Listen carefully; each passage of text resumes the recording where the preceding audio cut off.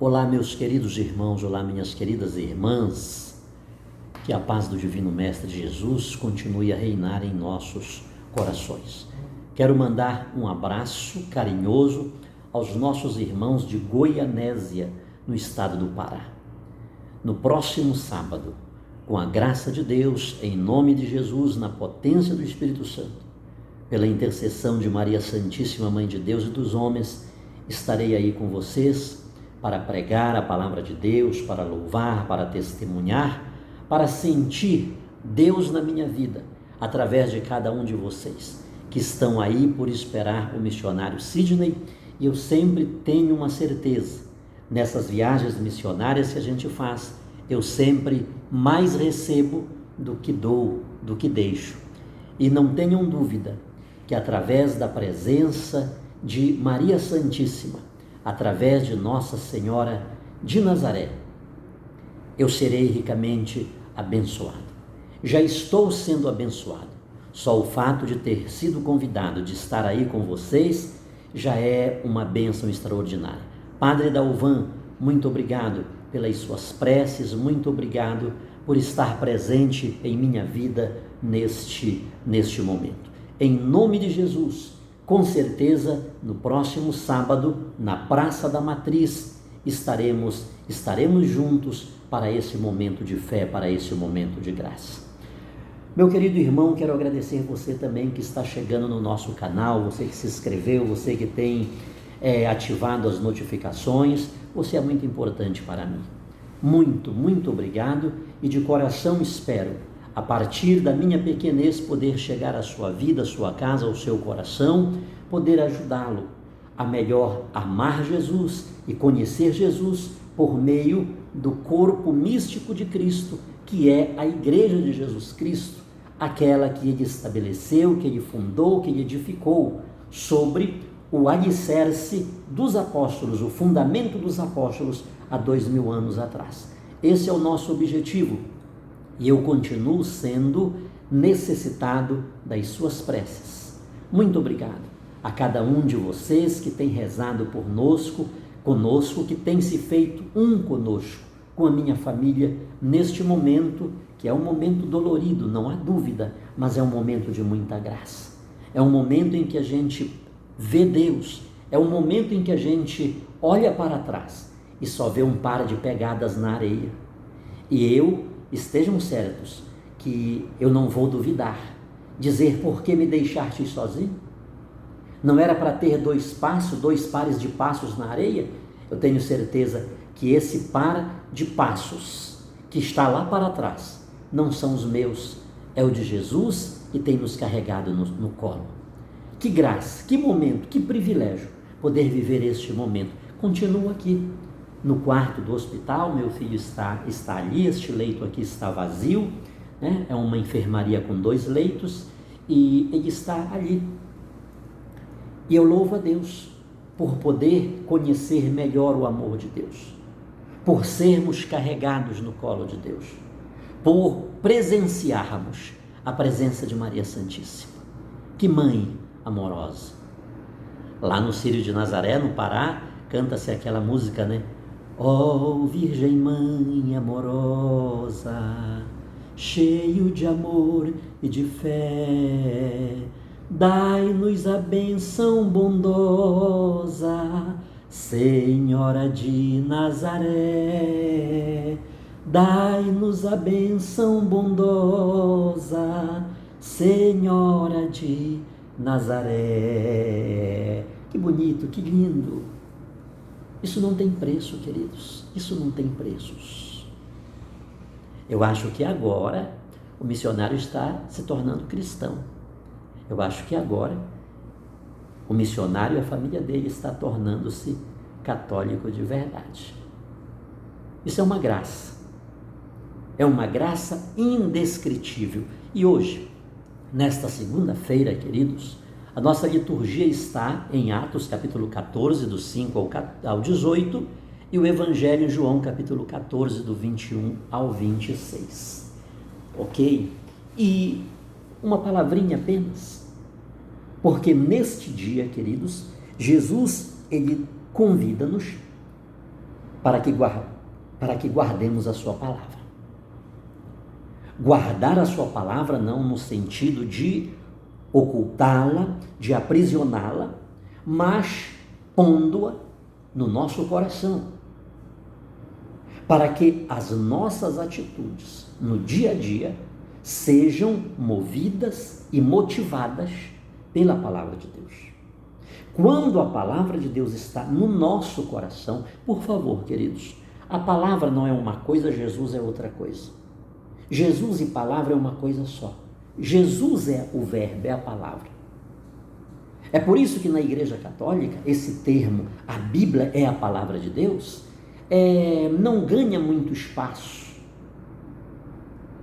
Porque a palavra é Jesus Cristo. A palavra é Jesus Cristo, é o verbo encarnado. Ele é a palavra, é o pão vivo descido dos céus. Ele é a porta. Ele é o caminho, ele é a verdade, ele é a vida. Ele é o aprisco, o curral das ovelhas. Então nós temos que compreender Jesus como a palavra, o verbo. Então essa palavra, quando está no nosso coração, as nossas atitudes, elas são movidas e são consequências dessa palavra que está no centro da nossa vida. Então este guardar não é no sentido de ocultar, de esconder das pessoas, mas é no sentido de tornar essa palavra visível e crível através das nossas atitudes. Até porque as coisas que guardamos no coração, elas não são esquecidas. Se Jesus for de fato guardado no nosso coração, a gente não esquece dele um só instante. Tudo na nossa vida, todas as nossas atitudes, elas são chanceladas, elas têm a anuência de Jesus Cristo. Isso é fácil? Não. Não é fácil, porque a gente somos pessoas que somos seres situados no tempo e no espaço. Aqui mesmo, ali tem uma televisão, aqui tem um leito vazio, ali tem outro, ali tem uma garrafa, ali tem a refeição, uma garrafa térmica bem ali. Observe o tanto de coisa que dentro deste quarto tem para eu jogar a atenção. Não é fácil manter o pensamento de Jesus em mim, no meio destas coisas pequenas que estão aqui. Sobretudo se eu ligar a televisão, que um monte de informações em uma só cena passam.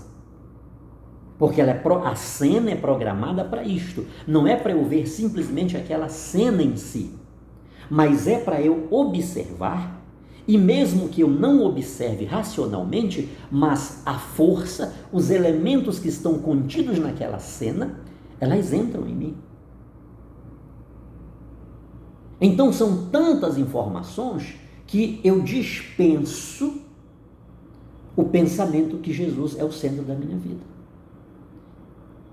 E às vezes, não pouco, aquela cena que eu vi no filme, na novela, no documentário, no noticiário, naquela informação, de repente, até inconscientemente, ela serve para eu reagir, para eu usá-la numa situação que acontece ali na porta, eu saindo ali, encontrando com uma pessoa, de repente eu dou uma resposta que tem como base, não Cristo, mas aquela cena que está fresquinha na minha mente, na minha cabeça, ou seja, dentro de um lapso de tempo, Jesus já foi roubado. Quando eu lembro da situação, já tenho que dizer: Jesus, me perdoa porque eu já pequei, já fiz besteira. É mais ou menos desse jeito, queridos. Então não é fácil pensar Jesus, ter a consciência que Ele está no meu coração. Esse é um desafio de todo instante, porque o que mais tem, o que mais há, são motivações para colocarmos tantas outras coisas no nosso coração e tirar Jesus Cristo. Então Jesus precisa estar no topo de tudo isso, queridos. Eu vejo tudo isso. Todas as coisas são lícitas, mas nem todas convêm. Eu vejo a televisão, eu vejo o filme, eu vejo a novela, eu vejo o futebol, qualquer situação, até porque eu não estou cego, eu não estou surdo, eu sou uma pessoa lúcida. Eu preciso escutar a tramitação do tempo e do espaço, da rua, das propagandas, do mundo cibernético que hoje nos engoliu, essa é a grande verdade.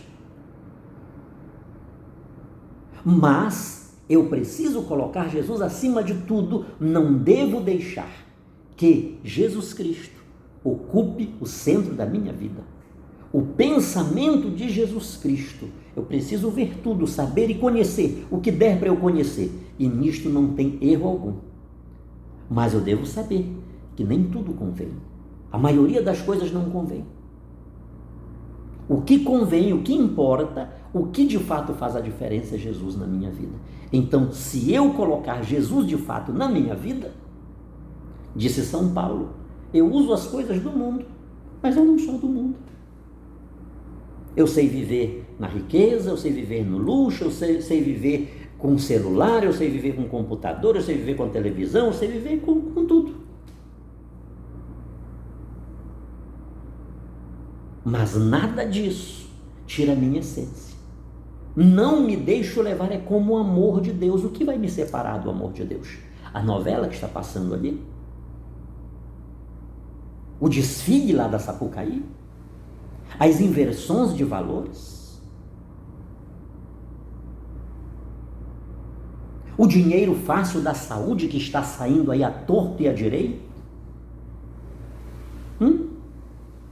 Os mecanismos facilitadores que tem por aí? Não, nada disso vai me... A doença do meu filho?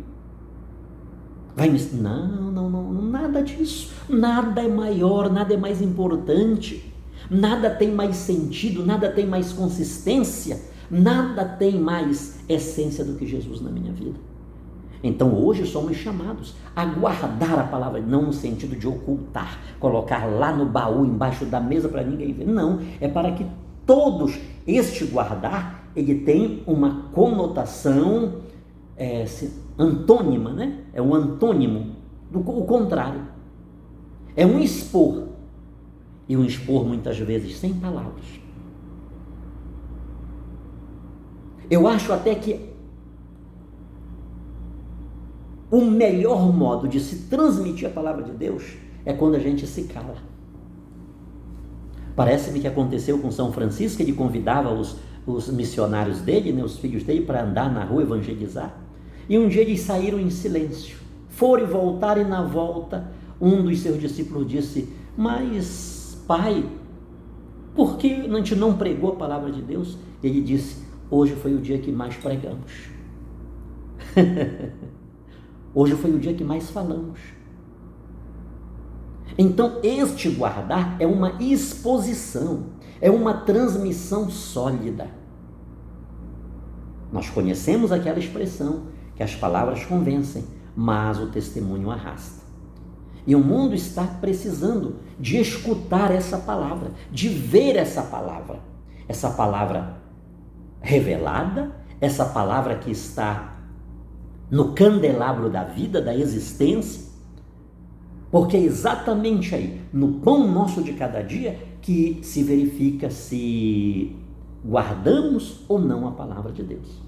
E claro, na medida do possível, a gente fala alguma coisa, erradamente, não acertadamente, não com precisão. Agora há pouco, uma senhora esteve aqui que trabalha na limpeza, é de uma igreja protestante. O quanto a gente conversou aqui de Deus, me falou um pouco das suas dores, e algumas coisas eu falei, tenho certeza que não falei o melhor, não falei o mais certo, mas na medida da graça que tenho recebido de Deus, conversei com ela, e ela saiu daqui dando graças a Deus.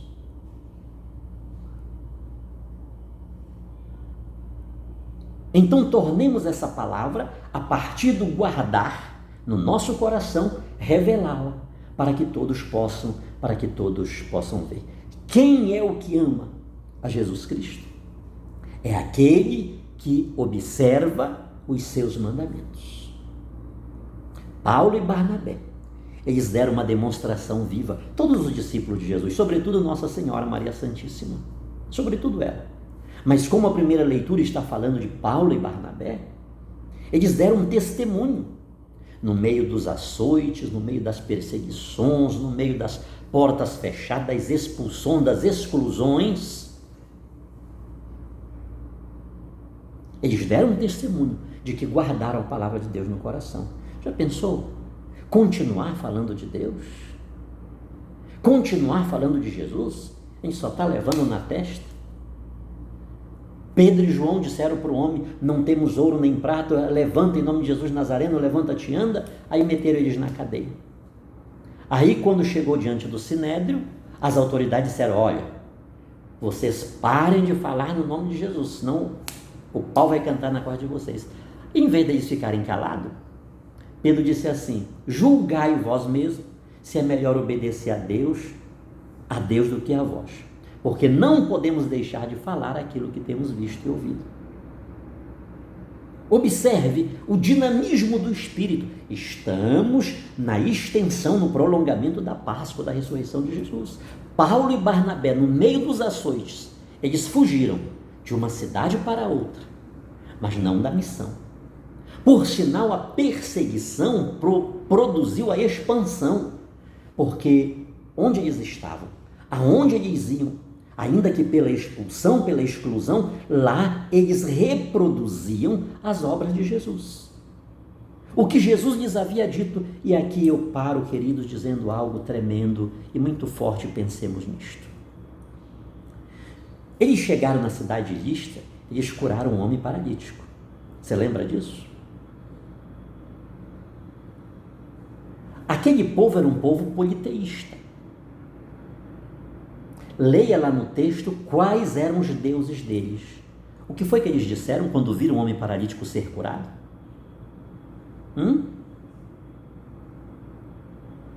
O que foi que eles falaram? Eles foram buscar grinaldas, eles foram matar, sacrificar, aquela coisa toda, né? Por quê? O que foi que eles pensaram?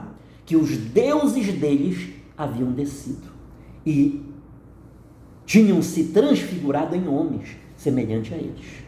E por isso eles quiseram fazer todo aquele ritual, porque eles compreenderam, na visão deles, os deuses deles haviam descido, assumido forma humana. E foi um sacrifício para que Paulo e Barnabé dissuadisse aquele povo de que eles não eram deuses. Eles eram obras da mão de Deus, discípulos de Jesus Cristo, Deus encarnado. Quem me ama, guarda os meus mandamentos. Aqui está o maior dos desafios, queridos. Cuidado. Cuidado, para que não venhamos nos tornar ídolos pelas obras que fazemos em nome de Deus. Tenhamos cuidado com isto. Deixamos que, e é o que mais a gente vê isso, é isto. Porque eu orei, alguém recebeu uma cura. Deus me deu uma palavra que foi uma palavra diretiva para uma determinada pessoa que ela veio. Cuidado, queridos, muito cuidado. Continuemos sendo discípulos, servos de Jesus. Porque o que mais se quer hoje é ser um ídolo. É querer que Deus diminua e a gente cresça, a gente pareça. Caiu o livro que eu coloquei ali, mas vamos embora, vamos continuar, vamos prosseguir. Eu estou sem o pedestal, tá? O que mais a gente verifica é isso, queridos.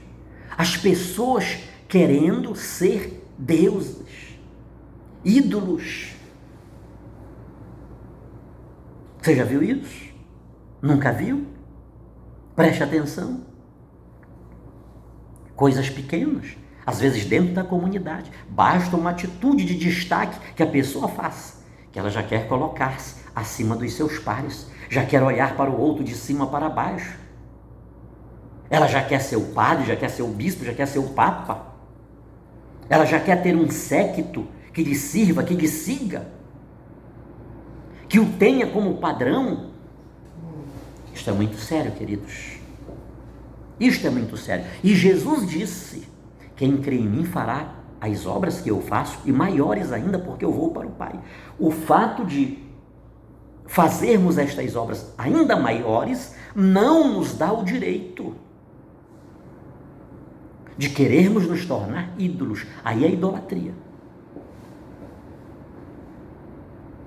Eu fico olhando, queridos, para muitos irmãos protestantes, sobretudo na linha pentecostal, que apontam o dedo para a Igreja Católica, nos chamando de idólatras. É algo que a gente não deve nem discutir, essa é a grande verdade. Porque eles querem desfocar a verdadeira situação de idolatria. Quem são os ídolos? Ah, se eles tivessem as imagens católicas para prestar-lhes um culto de veneração. Ah, se eles tivessem. Mas não. Lá é a idolatria pura. É a idolatria do ego. É a idolatria da pessoa. Que literalmente não estão, inclusive, levando as pessoas para Deus, mas para si.